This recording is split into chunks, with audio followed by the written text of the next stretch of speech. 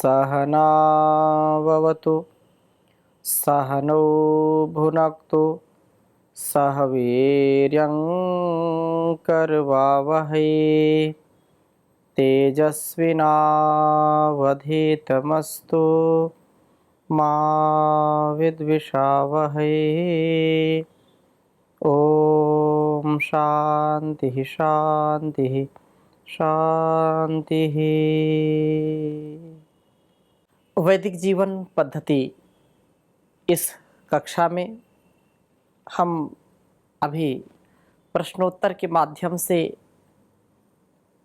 वेदानुकूल जीवन हमारा कैसे हो, वेदों का जो हम सबके लिए संदेश है, कल्याणी वेदवाणी का जो उपदेश है, उसको हम अलग अलग प्रकार से कैसे समझें, जानें और जीवन में उसको माने उतारें। इसके लिए अहर्निश चिंतन मनन के साथ अपने भावों को समर्पित करते हुए संपूर्ण समर्पण के साथ अपने समस्त कर्मों का अनुष्ठान करें और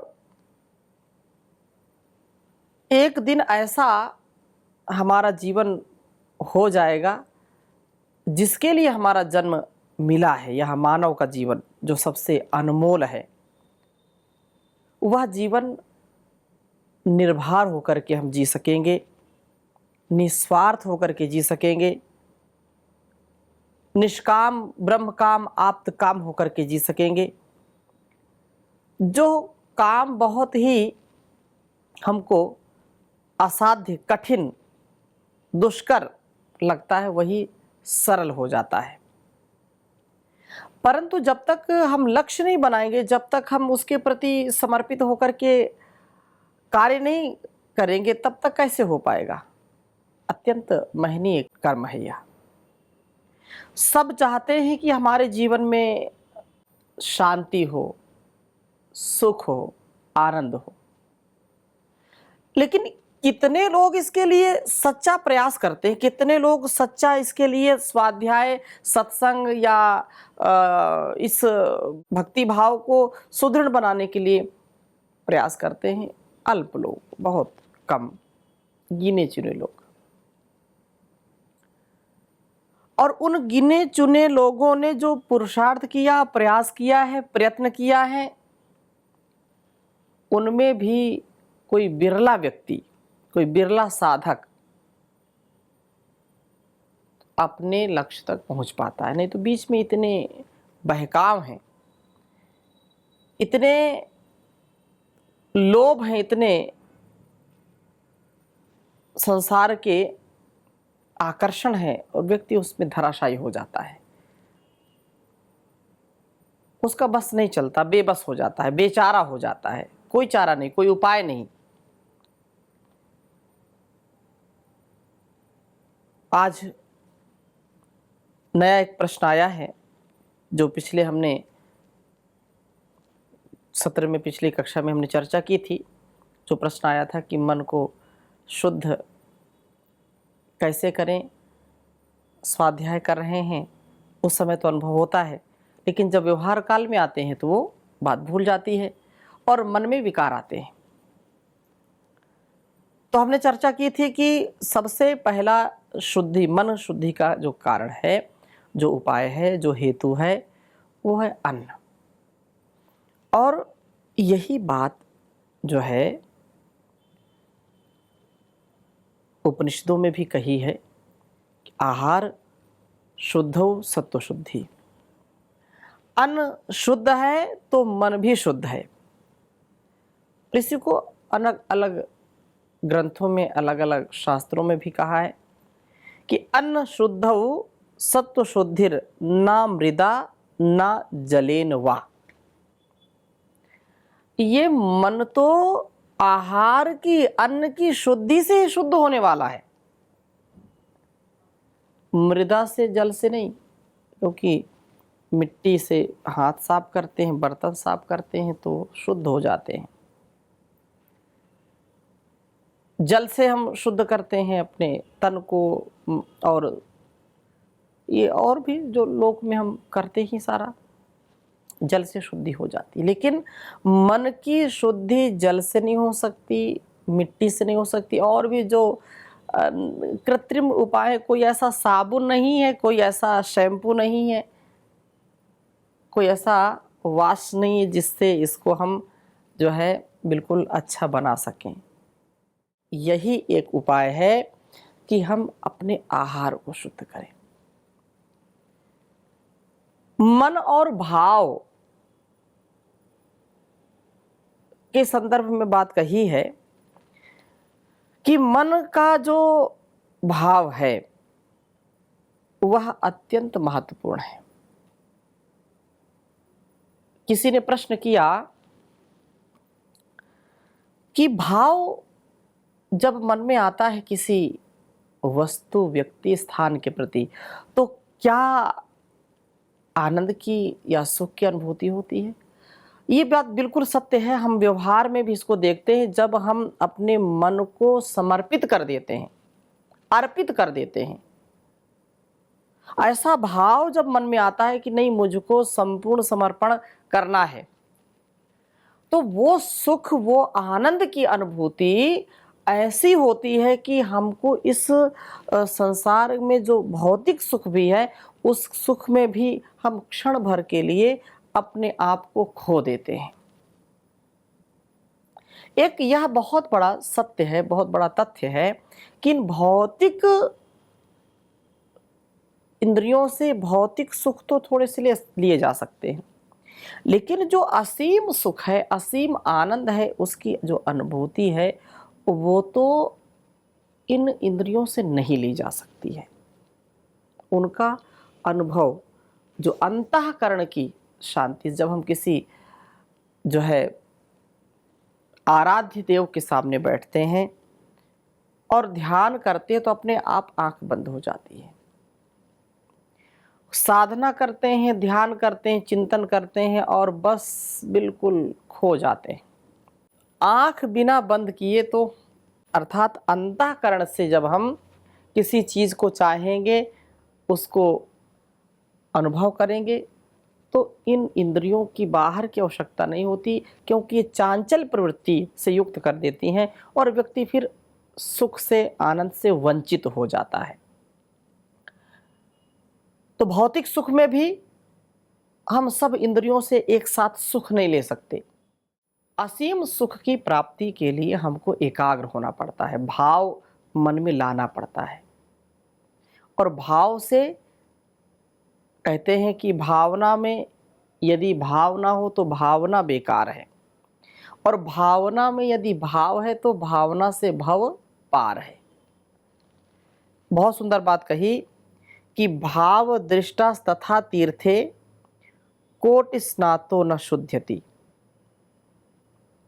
कहा कि मन के भाव शुद्ध ना हो तो, मन के भाव यदि शुद्ध नहीं है, पवित्र नहीं है, तो कोई करोड़ों तीर्थ में जाए,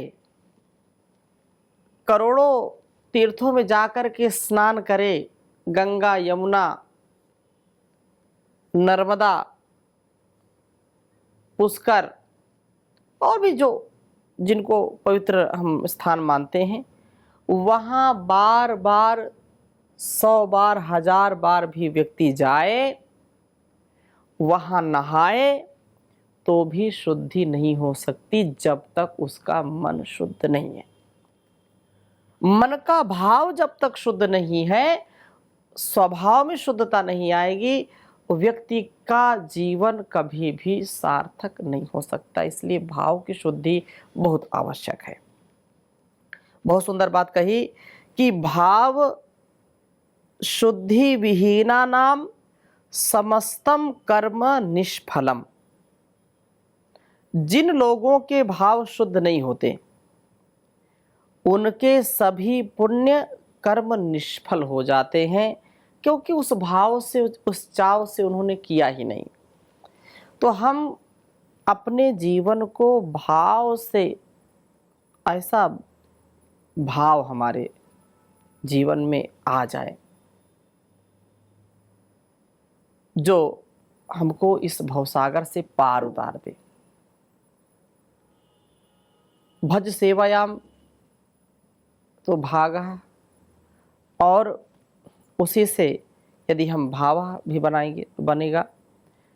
कहा कि भाव शुद्धि, जिन लोगों का अंतःकरण शुद्ध है, पवित्र है, भाव की शुद्धि है, तो निसंदेह मन भी उससे शुद्ध होगा, और यह गतिविधि जो संसार की हम कर रहे हैं, इसमें पाप नहीं हमको छू सकेगा।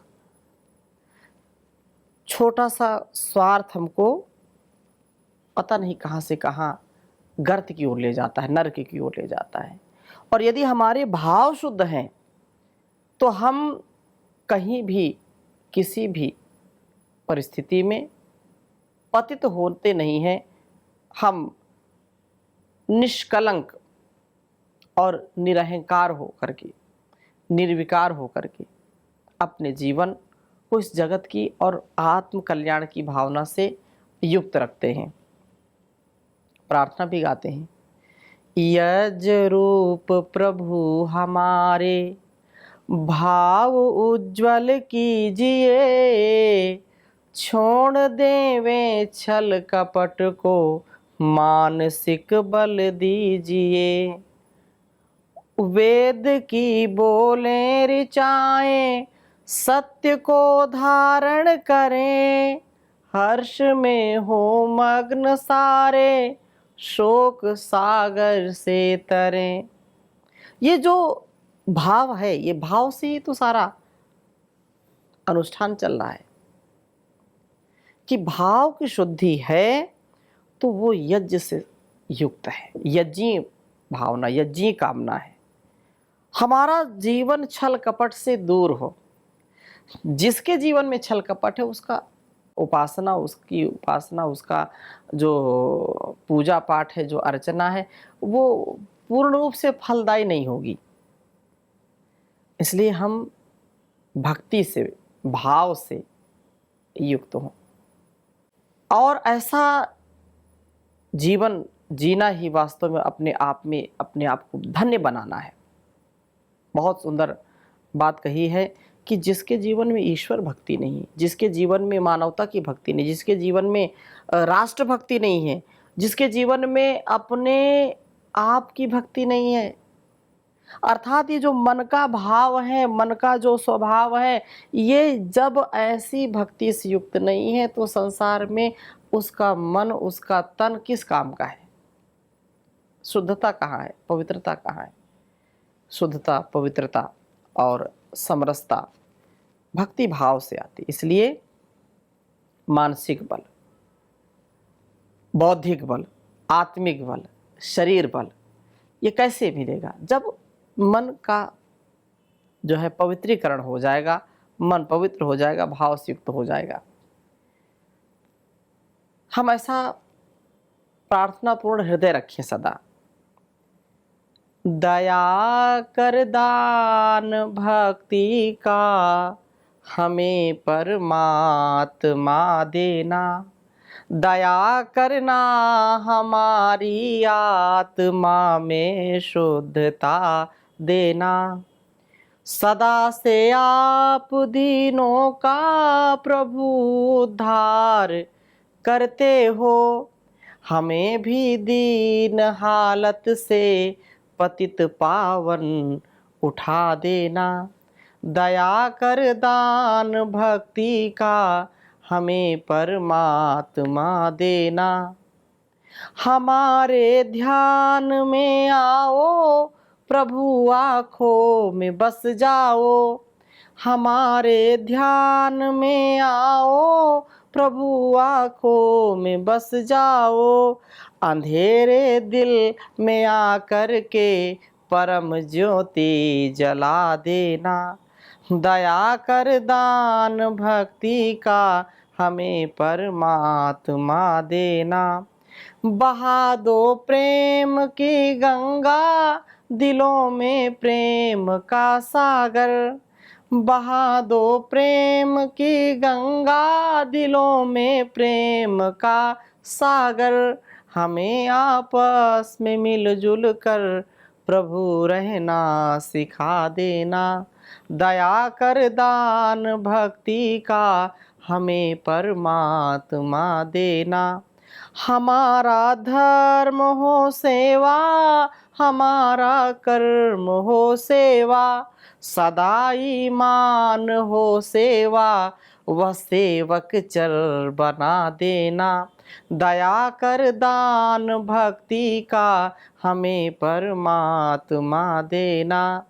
वतन के वास्ते जीना, वतन के वास्ते मरना, वतन के वास्ते जीना, वतन के वास्ते मरना, वतन के वास्ते हमारी जान फिदा करना सिखा देना। दया कर दान भक्ति का हमें परमात्मा देना। दया करना हमारी आत्मा में शुद्धता देना। तो ये जो राष्ट्रभक्ति हो, ईश भक्ति हो, मानवता की भक्ति हो, ये भक्ति भाव से आती है। भाव हमारा जितना अच्छा होगा, स्वभाव जितना अच्छा होगा, वास्तव में जीवन का कल्याण इसी में छिपा हुआ है। तो इससे लोभ से हम बचें, मोह से बचें, क्योंकि लोभः पापस्य कारणम। लोभ जिनके मन में होता है वे मन कभी पवित्र रह नहीं सकते।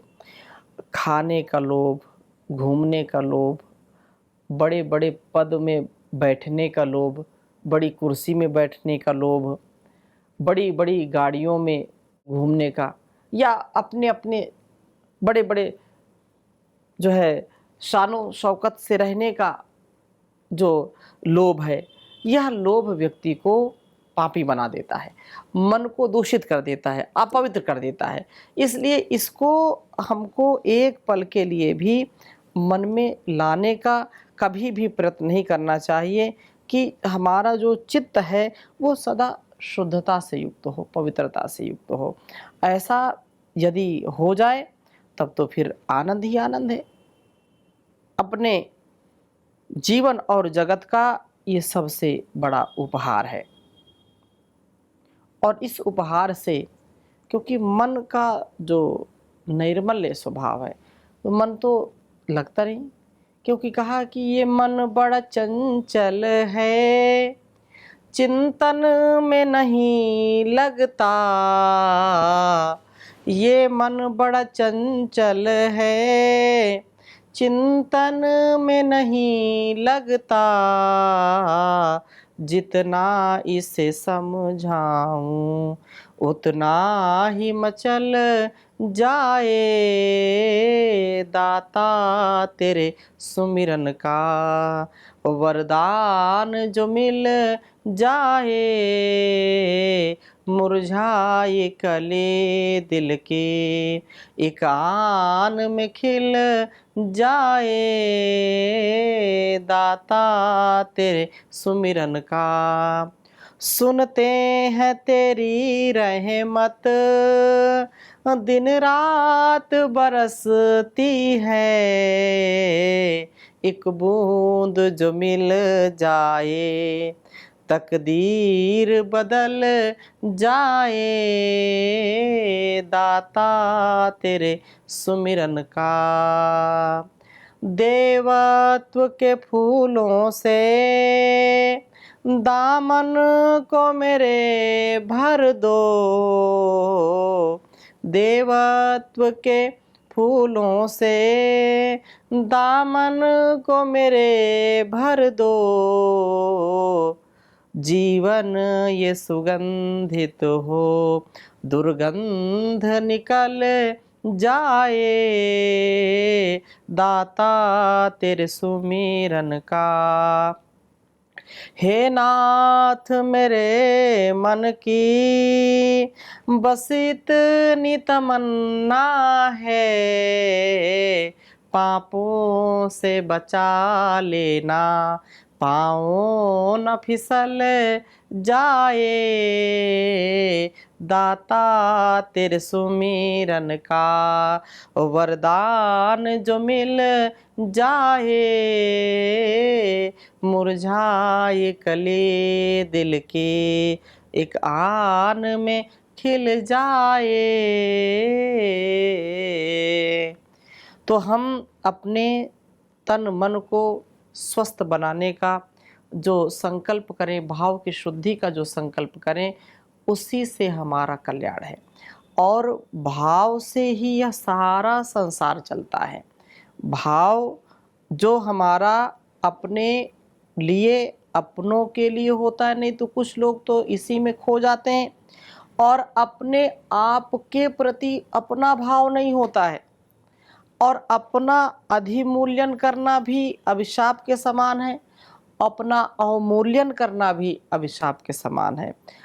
जो ईगो और इग्नोरेंस, इसको समझ करके, इसको जान करके, इससे सावधान हो करके जीते हैं, तो उनका जो है अहम भाव, अहंकार भाव, या ये कहें कि जो एक जो है कि मेरे से बढ़कर के कोई नहीं संसार में। ठीक है, किसी किसी स्थिति में हो सकता है कोई आपसे जो है बढ़ कर के ना हो, लेकिन सारी परिस्थितियों का, सारे पहलुओं का जब हम मूल्यांकन करते हैं, तो वास्तव में जीवन इतना सरल नहीं है और इतना सरल भी है। क्योंकि यह जो जीवन हमारा है, जैसे अपना जीवन है, तो ये भी माता पिता से मिला है, और माता पिता के भावों से ही हमारा जन्म हुआ है। जो व्यक्ति ऐसा एक एक पल जीता है, तो उसका भाव बड़ा उच्च हो जाता है, और जितना उच्च विचार होगा, उच्च भाव होगा, उतना ही जीवन का कल्याण होगा, उतना ही हमारा जो है मनस्वी जो है, जो सुख और दुख, लाभ हानि, जय पराजय, मान अपमान में, ईर्षा द्वेष में अपने आप को बिल्कुल समान समझता है, कोई भी आकांक्षा नहीं। बहुत सुंदर भर्तृहरि ने कहा है, क्वचित् भूमौ शय्या क्वचिदपि पर्यङ्कशयनं क्वचिच्छाकाहारी क्वचिदपि च शाल्योदनरुचिः क्वचित् कन्थाधारी क्वचिदपि दिव्याम्बरधरो मनस्वी कार्यार्थी न गणयति दुखम न च सुखम। बहुत सुंदर बात कही कि वास्तव में जो मनस्वी हैं, जो मन को जीत लेने वाले हैं, इंद्रियों को जो जीत लेने वाले हैं, जो अपने मन पर अपना आधिपत्य जमा करके रखते हैं, वे व्यक्ति चाहे उनको भूमि मिले शैया के लिए, चाहे वो पलंग पर सोएं, क्वचित उनके लिए कभी ऊपर कभी नीचे, अर्थात कभी सुख का जो भाव है बहुत ऊपर आ रहा है और दुख में बिल्कुल नीचे जा रहा है।